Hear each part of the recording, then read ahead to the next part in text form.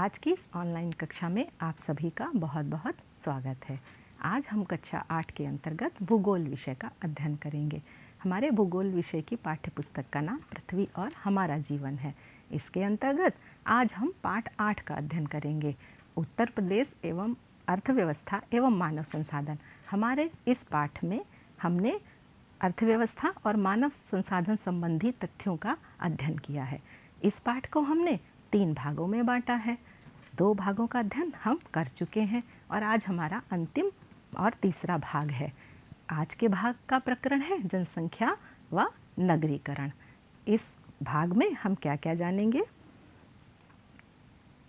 इसको जानने से पूर्व हम ये जान लेते हैं कि हमने पिछले 2 भागों में क्या क्या जाना।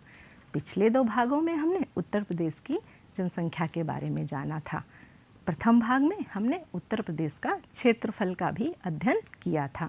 उत्तर प्रदेश की कृषि व्यवस्था के बारे में हमने विस्तृत चर्चा की थी। जैसे कि आप स्क्रीन पर कुछ चित्र देख पा रहे होंगे।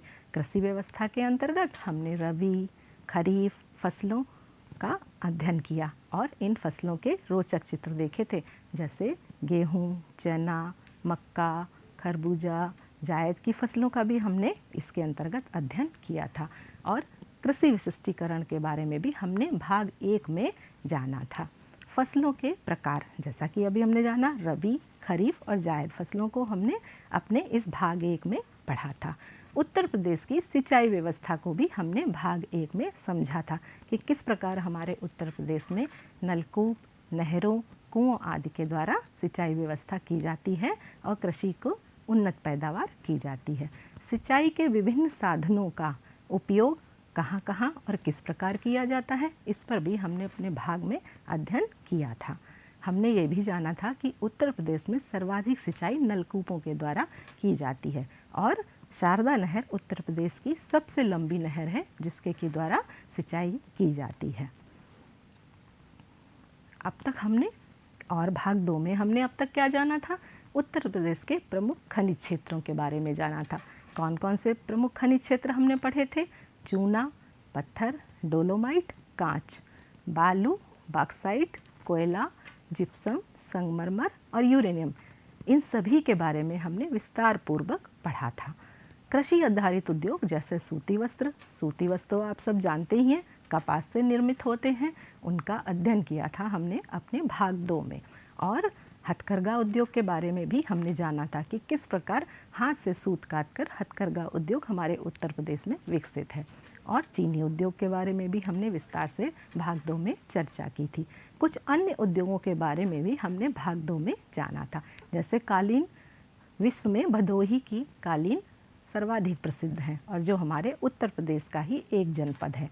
सीमेंट उद्योग, इलेक्ट्रॉनिक उद्योग, चमड़ा, वनस्पति तेल व खेल का सामान उद्योग के बारे में भी हमने विस्तार से अपने भाग 2 में अध्ययन किया था। खेल का सामान मेरठ जनपद में बनता है, याद आ गया आपको भाग 2। फिर हमने उद्योग बंधु योजना जो 1981 में लागू की गई थी, उसके बारे में हमने चर्चा की थी। औद्योगिक विकास प्राधिकरणों के अंतर्गत नोएडा, सीडा, गीडा और बीडा का भी हमने अध्ययन किया था। न्यू ओखला औद्योगिक विकास योजना, उसके बाद हमने सतहरिया औद्योगिक विकास प्राधिकरण, उसके बाद में हमने भदोई औद्योगिक विकास प्राधिकरण आदि के बारे में विस्तार से अध्ययन किया था भाग 2 में। आप इन चित्रों के माध्यम से देख सकते हैं कि हमने भाग 2 में किस प्रकार अपनी इस कक्षा को पढ़ा था। जैसा कि आप सामने चित्र पर देख पा रहे हैं, यहाँ पर कालीन का चित्र है, कपास के चित्र हैं और हथकरघा उद्योग का चित्र है, सीमेंट उद्योग है और कौन कौन से खनिज, जैसे कि अभी हमने चर्चा की थी, चूना पत्थर, जिप्सम, बॉक्साइट और कोयला, ये भी उत्तर प्रदेश में हमारे यहाँ उत्पादित होता है। अर्थात इन सभी खनिजों को हमारे उत्तर प्रदेश में खानों के द्वारा निकाला जाता है। इन सभी को हमने अपने भाग 2 में जाना था। आज हम अपने भाग 3 में किन किन विषयों पर इस पाठ के अंतर्गत अध्ययन करेंगे, उन पर एक छोटी सी नज़र। सबसे पहले आज हम जानेंगे जनसंख्या के विभिन्न घटकों के बारे में। जनसंख्या वृद्धि के दर के बारे में भी हम अपने आज के इस पाठ में अध्ययन करेंगे। इस भाग में हम जनसंख्या घनत्व के ऊपर भी चर्चा करेंगे और उत्तर प्रदेश में साक्षरता की क्या स्थिति है इस विषय में भी हमारे पाठ के इस भाग में आज हम जानेंगे। लिंगानुपात और नगरीय जनसंख्या के बारे में भी उत्तर प्रदेश के संदर्भ में आज के पाठ के इस भाग में हम जानेंगे। जैसा कि आप सामने अपनी स्क्रीन पर देख पा रहे हैं, उत्तर प्रदेश की जनसंख्या 2011 के अनुसार जब जनसंख्या की गणना की गई तो कितनी थी? उत्तर प्रदेश की कुल जनसंख्या 19.98 करोड़ थी और भारत के संदर्भ में यही बात कही जाए तो 121.02 करोड़ जनसंख्या हमारी 2011 के अनुसार थी। जैसे कि आप चित्र में देख पा रहे हैं, 16.5% जो है जनसंख्या उत्तर प्रदेश में निवास करती है। विश्व में उत्तर प्रदेश की जनसंख्या का क्या अनुपात है? आपको पता है हमारे उत्तर प्रदेश की जनसंख्या से ज़्यादा सिर्फ 4 देश ही हैं विश्व में जिनकी जनसंख्या है। संपूर्ण विश्व में केवल 4 देश ही उत्तर प्रदेश की जनसंख्या से ज़्यादा जनसंख्या वाले देश हैं। कौन कौन से देश हैं ये? यह देश हैं चीन, भारत, संयुक्त राज्य अमेरिका और इंडोनेशिया। और यदि कहा जाए तो 5वें नंबर पर हमारे उत्तर प्रदेश की जनसंख्या आती है। उत्तर प्रदेश राज्य में सर्वाधिक 75 जिले हैं। संपूर्ण भारत में ये सर्वाधिक जिलों वाला राज्य है जिसकी जनसंख्या 19.98 करोड़ है। आप देख ही पा रहे हैं मानचित्र में समस्त 75 जिलों का उल्लेख किया गया है। जनसंख्या में स्त्री पुरुष औसत को दर्शाता हुआ ये चित्र आप देख रहे हैं भारत के संदर्भ में। भारत की कुल जनसंख्या में 52.29% पुरुष और 47.1% महिलाएं हैं। जैसे कि आप चित्र में देख पा रहे हैं, एक तरफ महिलाओं को दर्शाया गया है और दूसरी तरफ पुरुषों को दर्शाया गया है और इनका प्रतिशत बीच में वृत्तारेख में दिया गया है। महिलाएं लगभग 48% है और पुरुष 52.29%। दशकीय वृद्धि दर का तुलनात्मक अध्ययन। जनसंख्या में व्यक्तियों की संख्या में वृद्धि ही जनसंख्या वृद्धि कहलाती है। अर्थात हमारी जनसंख्या में जितनी बढ़ोतरी होती है वही जनसंख्या वृद्धि कहलाती है और उसकी गणना हम प्रत्येक 10 वर्ष पश्चात करते हैं। भारत में जनगणना के अंतर्गत प्राप्त आंकड़ों से जनसंख्या में हुई दशकीय वृद्धि का पता लगाते हैं। भारत में यह 17.7% की दशकीय वृद्धि हुई है और उत्तर प्रदेश के संदर्भ में 2011 में जो गणना हुई थी उसमें 20.22% की बढ़ोतरी दर्ज की गई है और ये अनुपात दोनों का तुलनात्मक अध्ययन दर्शाता है। जनसंख्या घनत्व। जनसंख्या घनत्व किसे कहते हैं? किसी क्षेत्र में 1 वर्ग किलोमीटर में रहने वाले प्रति व्यक्तियों की संख्या का आंकड़ा उस क्षेत्र का जनसंख्या घनत्व कहलाता है। जनसंख्या घनत्व प्रति इकाई क्षेत्रफल पर निवास करने वाले लोगों की संख्या की माप होती है। भारत का जनसंख्या घनत्व 382 व्यक्ति प्रति वर्ग किलोमीटर है, जबकि उत्तर प्रदेश में यही आंकड़ा 828 व्यक्ति प्रति वर्ग किलोमीटर है।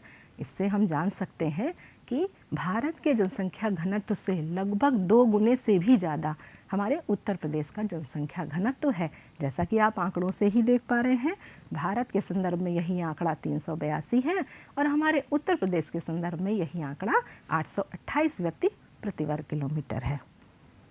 जनसंख्या घनत्व को हम अपने इस दंडारेख से भी समझ सकते हैं। इसका आप देख सकते हैं इन दोनों में कितना अंतर है। नीले रंग से भारत को दर्शाया गया है और नारंगी रंग से उत्तर प्रदेश को दर्शाया गया है।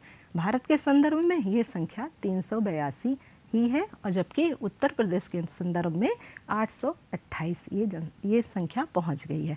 तो आप देख पा रहे हैं हमारे यहाँ का जनसंख्या घनत्व कितना घना है। साक्षरता संबंधित आंकड़ों का तुलनात्मक अध्ययन।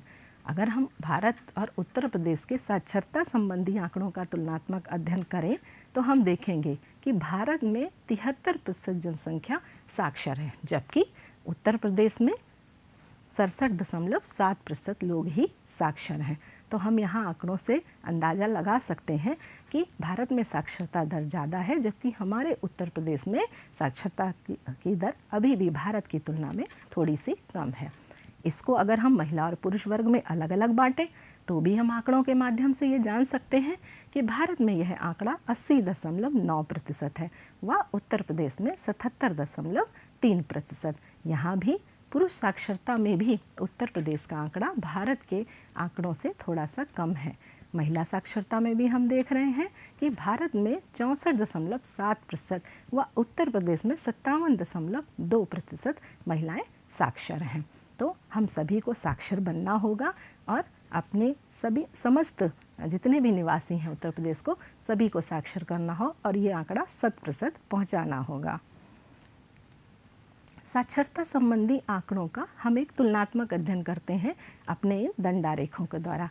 जैसा कि आप पीछे स्क्रीन पर देख ही रहे हैं कि साक्षरता को हमने संपूर्ण उत्तर प्रदेश और संपूर्ण भारत दोनों का हमने तुलनात्मक अध्ययन किया है। कुल साक्षरता को हमने दर्शाया है और उत्तर प्रदेश की कुल साक्षरता को दर्शाया है। भारत की साक्षरता को हमने नारंगी रंग से दर्शाया है और उत्तर प्रदेश की साक्षरता को पीले रंग से दर्शाया है। आप अंतर देख सकते हैं। इसी प्रकार पुरुष और महिला की साक्षरता के प्रतिशत में भी आप अंतर देख सकते हैं। पुरुषों की साक्षरता को भारत के संदर्भ में नारंगी रंग से दर्शाया गया है और महिलाओं की साक्षरता प्रतिशत को पीले रंग से। इसी प्रकार आप देख सकते हैं कि इनमें कितना अंतर है। अब हम बात करते हैं लिंगानुपात। लिंगानुपात से तात्पर्य किसी क्षेत्र विशेष में पुरुष एवं स्त्री की संख्या के अनुपात से है। प्रायः किसी भौगोलिक क्षेत्र में प्रति 1000 पुरुषों के मुकाबले स्त्रियों की संख्या को लिंगानुपात कहते हैं। लिंगानुपात को जैसे हमने अगर 1000 पुरुष किसी भौगोलिक क्षेत्र में निवास करते हैं तो उसकी तुलना में उसी भौगोलिक क्षेत्र में कितनी महिलाएं रहती हैं उसके अंतर को ही लिंगानुपात कहा जाता है। और इसके बारे में आपको बहुत रोचक तथ्य जानने को मिलेगा। नगरीय जनसंख्या संबंधी आंकड़ों का तुलनात्मक अध्ययन करने के लिए हमको जानना होगा कि नगर और ग्रामीणों में रहने वाली जनसंख्या को हम अलग अलग भागों में बांटते हैं। जो जनसंख्या ग्रामों में रहती है उसको ग्रामीण जनसंख्या कहते हैं और नगरीय क्षेत्रों में रहने वाली जनसंख्या को हम नगरीय जनसंख्या कहते हैं। भारत की कुल जनसंख्या का 31.16% नगरों में निवास करता है, जबकि उत्तर प्रदेश की कुल जनसंख्या का 22.3% ही नगरों में निवास करता है। भारत की कुल जनसंख्या जो भी है उसमें से 31.16% नगर में रहते हैं और भारत में 31.16 और उत्तर प्रदेश में 22.3%।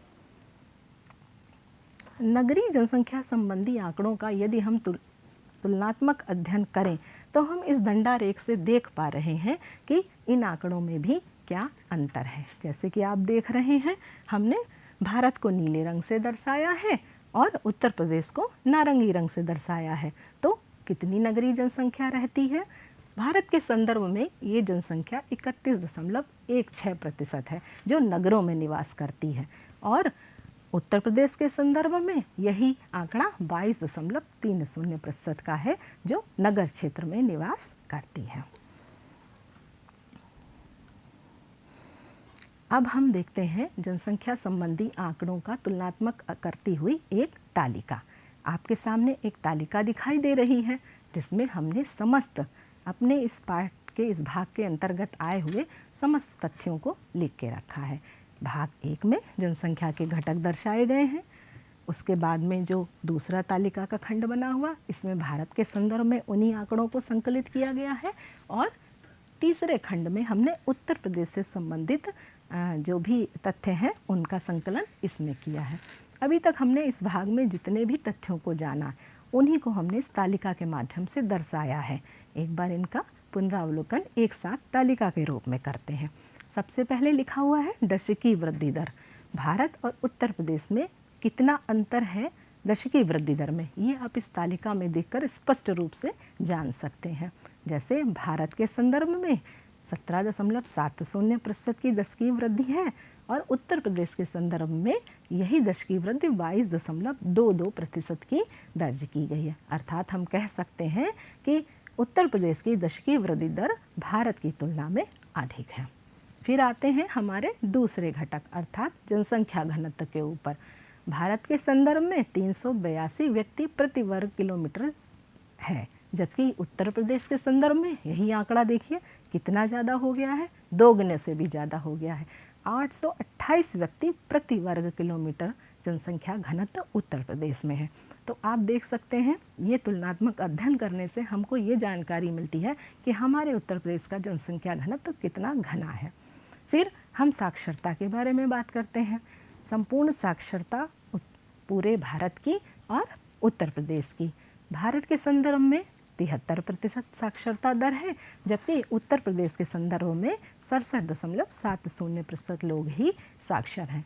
इन साक्षरता को हमने पुरुष और महिला के अलग अलग संदर्भों में भी जाना। जैसा कि आप देख पा रहे हैं, कुल पुरुषों में 80.90% भारत में है, जबकि यही पुरुष साक्षरता दर उत्तर प्रदेश में 77.30% है।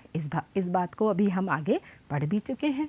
फिर हमने महिला के संदर्भ में यही आंकड़े अगर देखें और इनका तुलनात्मक अध्ययन किया तो हमने देखा कि भारत के संदर्भ में 64.70% का ये आंकड़ा है, जबकि उत्तर प्रदेश के संदर्भ में 57.20% महिलाएं ही साक्षर हैं। अब हम देखते हैं लिंगानुपात, अर्थात प्रति 1000 पर ये आंकड़ा क्या कहता है भारत और उत्तर प्रदेश के संदर्भ में। तो भारत में 943 प्रति 1000 पर महिलाएं हैं और उत्तर प्रदेश में यही आंकड़ा कम है, अर्थात प्रति 1000 पुरुषों पर 912 महिलाएं ही हैं। तो दोनों का तुलनात्मक अध्ययन करने से हम ये जान सकते हैं कि हमारे उत्तर प्रदेश की स्थिति क्या है। यही आंकड़ा हमें नगरीय जनसंख्या के घटक के रूप में ही देखने को मिलता है। 31.16% नगरीय जनसंख्या भारत में निवास करती है और उत्तर प्रदेश के संदर्भ में 22.30% जनसंख्या निवास करती है। इस तालिका से एक साथ हमें पूरे इस अपने भाग 3 से संपूर्ण पाठ का सारा आंकड़ा एक जगह मिल जाता है। इसी प्रकार आप अन्य तालिकाओं को भी अध्ययन करेंगे तो जब हमें तुलनात्मक अध्ययन करना होता है तो हम इस प्रकार की तालिकाओं को बनाकर अपने संपूर्ण पाठ का अध्ययन एक साथ सामूहिक रूप से कर सकते हैं। अब इस पाठ के आज हमने किन किन बातों का अध्ययन किया। इस पाठ को जैसा कि हमने 3 भागों में बांटा था। पहले भाग में हमने सिंचाई और कृषि के बारे में बात की थी, दूसरे भाग में हमने उद्योग धंधों के बारे में बात की थी और आज हमने अपने इस तीसरे भाग में जनसंख्या के घटकों के रूप में बात की। कौन कौन से घटक आज हमने जाने? जनसंख्या के ये विभिन्न घटक थे जिनमें जनसंख्या वृद्धि की दर के बारे में हमने चर्चा की, जनसंख्या के घनत्व को जाना, भारत और उत्तर प्रदेश का हमने तुलनात्मक अध्ययन भी किया और जनसंख्या वृद्धि दर के बारे में जाना, प्रति वर्षों बाद दर्ज की हुई वृद्धि के बारे में विस्तार से चर्चा की। फिर हमने साक्षरता को जाना। जैसे आप विद्यालय आते हैं ऐसे ही सब लोग अगर विद्यालय आए तो हमारे उत्तर प्रदेश और भारत के सभी लोग 100% साक्षर हो जाएंगे। इस बारे में तुलनात्मक आंकड़ों का अध्ययन हमने आज अपने इस उत्तर प्रदेश के अंतर्गत अध्ययन किया और हमने लिंगानुपात और नगरीय जनसंख्या के बारे में भी विस्तार से चर्चा की कि कितने प्रति 1000 पुरुषों पर कितनी महिलाएं हैं और नगरीय जनसंख्या कितने प्रतिशत निवास करती है। इस बारे में भी हमें समस्त आंकड़े अपने पाठ के अध्ययन से पता चले। तो आज हमने विस्तार रूप से इन सभी जनसंख्या के घटक, जनसंख्या वृद्धि दर, जनसंख्या घनत्व, साक्षरता, लिंगानुपात और नगरीय जनसंख्या के बारे में एक एक करके अपने इस पाठ के अंतर्गत जाना। अब इस संपूर्ण पाठ को हमने 3 भागों में पढ़ लिया है। अब कुछ अभ्यास कार्य करते हैं जिससे कि इस पाठ में हमने क्या क्या पढ़ा है उसका एक पुनराभ्यास हो जाए। और इस अभ्यास कार्य में आपको 3 प्रश्न आपकी स्क्रीन पर दिख रहे हैं। पहला प्रश्न है, किन किन देशों की जनसंख्या उत्तर प्रदेश से अधिक है? सोचिए। हमारे पास हमने अभी अपने इस पाठ में पढ़ा था कि हमारे उत्तर प्रदेश का पूरे विश्व में 5वां नंबर है। यदि अगर हम जनसंख्या की दृष्टि से देखें तो 4 ऐसे देश हैं जो हमारे उत्तर प्रदेश से अधिक जनसंख्या वाले हैं, जिनमें सबसे पहला स्थान चीन का है, दूसरा स्थान भारत का आता है, तीसरा स्थान संयुक्त राज्य अमेरिका का है और चौथा स्थान इंडोनेशिया का है। उसके बाद 5वां नंबर हमारे उत्तर प्रदेश का आता है। तो ये 4 देश के नाम इस प्रश्न के उत्तर में लिखे जाएंगे। तो हम इस प्रश्न का उत्तर कैसे लिखेंगे? 4 देशों के नामों में लिखेंगे। सबसे पहले आप नंबर 1 पर चीन लिखेंगे, नंबर 2 पर भारत, नंबर 3 पर संयुक्त राज्य अमेरिका और नंबर 4 पर इंडोनेशिया। वर्ष 2011 की जनगणना के अनुसार आपका तीसरा प्रश्न है, भारत की कुल जनसंख्या कितनी है? तो हमने जैसे अभी अपने इस पाठ में पढ़ा था कि 2011 की जनगणना के अनुसार हमारे भारत की जनसंख्या जो है 121 करोड़, लगभग 121 करोड़ से भी ज़्यादा थी। आपको ये आंकड़ा अभी हमारे पाठ में आपने देखा था और उत्तर प्रदेश के संदर्भ में भी हमने ये कहा था। तो इस प्रश्न का उत्तर हम ये लिखेंगे 121 करोड़ से भी ज़्यादा लगभग हमारे भारत की जनसंख्या है। एक और अभ्यास कार्य करते हैं। इन अभ्यास कार्य से आपको अपने पाठ में पढ़े हुए तथ्यों का अध्ययन होगा और आपको अभ्यास कार्य से ज्ञान का एक पुनरावलोकन भी करने का अवसर मिलेगा। आप ये 3 रिक्त स्थान देख रहे हैं। वाक्य 3 दिए हुए हैं और उनमें कुछ रिक्त स्थान दिए हुए हैं और नीचे उत्तर में आपको विकल्प भी दिए गए हैं। उन विकल्पों में से सही विकल्प लेकर आपको वाक्य में रिक्त स्थान में भरना है। तो चलिए करते हैं ये अभ्यास कार्य। पहला वाक्य है, उत्तर प्रदेश में भारत की कुल जनसंख्या का, फिर रिक्त स्थान दिया हुआ है, कितने प्रतिशत निवास करता है।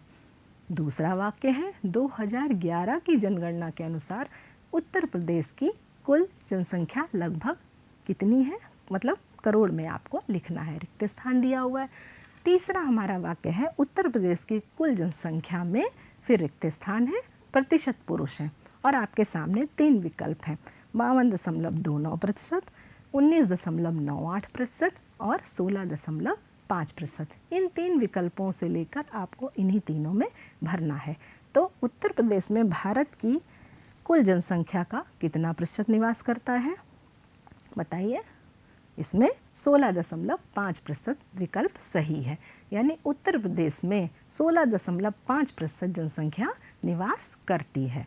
उसके बाद दूसरे वाक्य में क्या भरा जाएगा? 2011 की जनगणना के अनुसार उत्तर प्रदेश की कुल जनसंख्या लगभग कितने करोड़ है? लगभग 19.98 करोड़ जनसंख्या है।